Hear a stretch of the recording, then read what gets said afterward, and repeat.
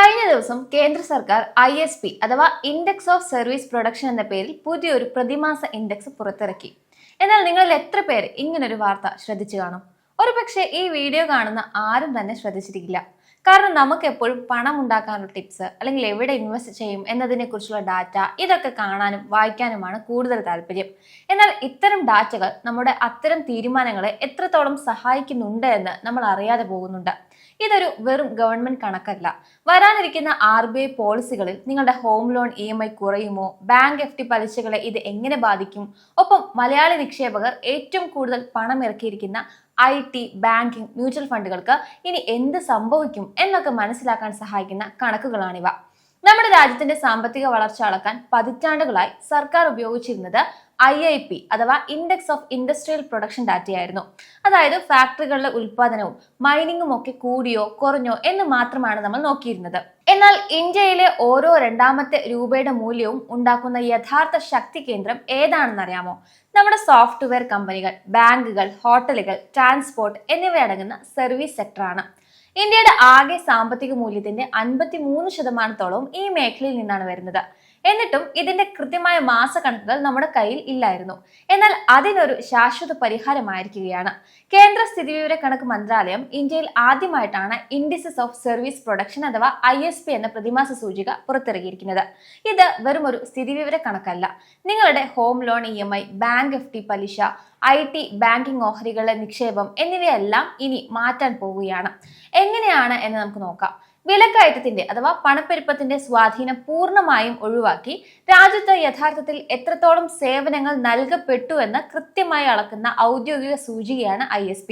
ഉദാഹരണത്തിന്, റെസ്റ്റോറന്റുകളിലെ വരുമാനം 15% കൂടി, പക്ഷെ ഭക്ഷണ സാധനങ്ങളുടെ വില 7% കൂടിയിട്ടുണ്ടെങ്കിൽ ആ വിലക്കയറ്റം മാറ്റി നിർത്തി യഥാർത്ഥ സർവീസ് വളർച്ച മാത്രം ഇത് കണക്കാക്കും.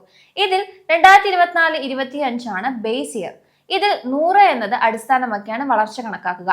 IT, ബാങ്കിംഗ്, റീറ്റെയിൽ, ഹോട്ടൽ തുടങ്ങി 19 പ്രധാന ഉപമേഖലകളിലെ വളർച്ചയാണ് ഇതിലൂടെ നിരീക്ഷിക്കുന്നത്. ഇതിൽ 15 മേഖലകളുടെയും വിവരങ്ങൾ എടുക്കുന്നത് നമ്മൾ സമർപ്പിക്കുന്ന GST റിട്ടേണുകളിൽ നിന്നാണ്. ബാക്കി റെയിൽവേ, വ്യോമയാനം, ബാങ്കിംഗ്, ഇൻഷുറൻസ് എന്നിവ അതത് മന്ത്രാലയങ്ങളുടെ RBI, IRDA തുടങ്ങിയ റെഗുലേറ്ററികളുടെയും കണക്കുകൾ ഉപയോഗിച്ച് വിലയിരുത്തുന്നു. നിങ്ങളുടെ വായ്പകളുടെ വരുംകാല ഭാവിയെ ഈ ഡാറ്റ സ്വാധീനിക്കുന്നത് എങ്ങനെയാണെന്ന് നോക്കാം. ഇന്ത്യയിലെ പലിശ നിരക്കുകൾ തീരുമാനിക്കുന്നത് റിസർവ് ബാങ്ക് ഓഫ് ഇന്ത്യയാണ്. ഇതുവരെ രാജ്യത്തെ ഉപഭോഗവും സർവീസ് മേഖലയിലെ വളർച്ചയും അറിയാൻ 3 മാസത്തിലൊരിക്കൽ വരുന്ന GVA കണക്കുകൾ മാത്രമായിരുന്നു RBIക്ക് മുന്നിൽ ഉണ്ടായിരുന്നത്.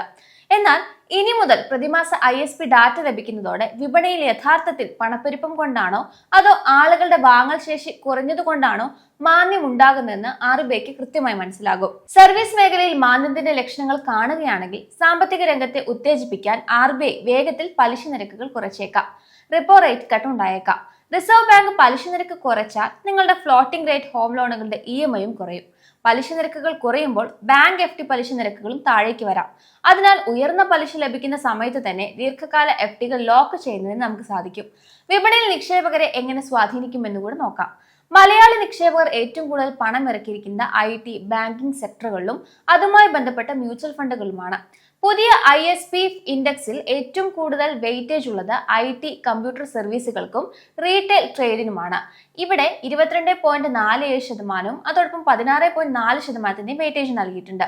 അതിനാൽ വൻകിട IT കമ്പനികൾ തങ്ങളുടെ വരുമാനം കുറഞ്ഞതായി റിപ്പോർട്ട് ചെയ്യുമ്പോഴും രാജ്യത്തെ ആഭ്യന്തര IT സർവീസ് മേഖല വളരുന്നുണ്ടോ എന്ന് ഈ ഡാറ്റയിലൂടെ നിക്ഷേപകർക്ക് മുൻകൂട്ടി അറിയാം.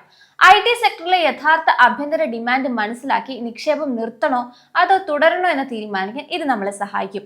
റീറ്റെയിൽ ട്രേഡിംഗിലും റിയൽ എസ്റ്റേറ്റിലുമുള്ള വളർച്ചയും ISP ഡാറ്റയിൽ വ്യക്തമായി കാണാം.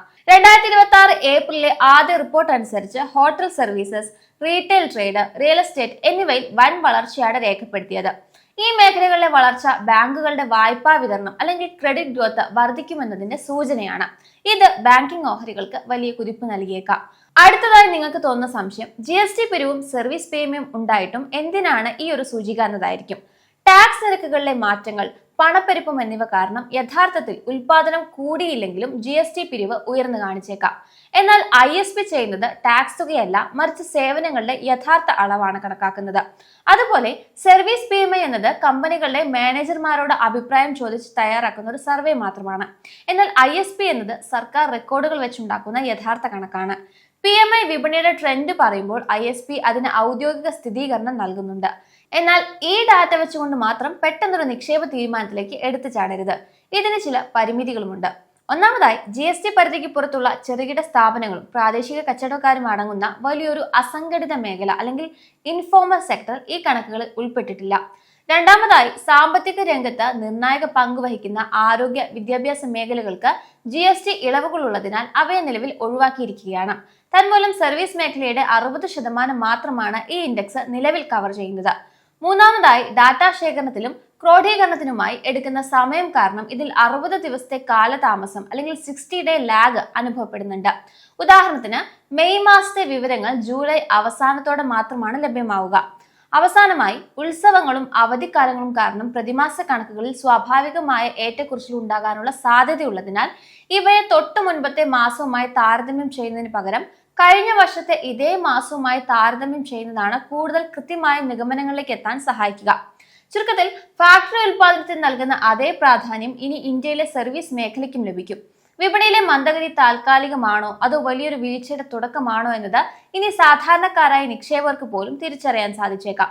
പെട്ടെന്ന് ഒരു മികച്ച മാസക്കണക്ക് നൽകുന്നു എന്നതിലല്ല ഇതിന്റെ വിജയം, മറിച്ച് ഇന്ത്യ തങ്ങളുടെ യഥാർത്ഥ സമ്പദ് വ്യവസ്ഥയ്ക്ക് അനുയോജ്യമായിട്ടുള്ള ഒരു ഔദ്യോഗിക അളവുകോൽ നിർമ്മിക്കാൻ തുടങ്ങി എന്നതിലാണ്.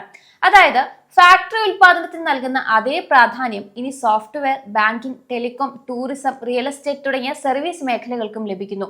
വിപണിയിലെ മാന്ദ്യം സർവീസ് മേഖലയെയാണോ ബാധിച്ചിരിക്കുന്നത്, ജനങ്ങളുടെ ഉപഭോഗശീലം മാറിയതാണോ എന്നൊക്കെ കൃത്യമായി തിരിച്ചറിയാൻ ഇനി വിപണി വിദഗ്ധർക്കും സാധിക്കും. വ്യവസായ മേഖലയ്ക്ക് IIP ഉള്ളതുപോലെ സർവീസ് മേഖലയ്ക്കും പൂർണ്ണ സജ്ജമായ ഒരു അളവുകോലായി മാറാൻ ISPക്ക് ഇനിയും മെച്ചപ്പെട്ട ഡാറ്റയും സമയവും ആവശ്യമാണ്.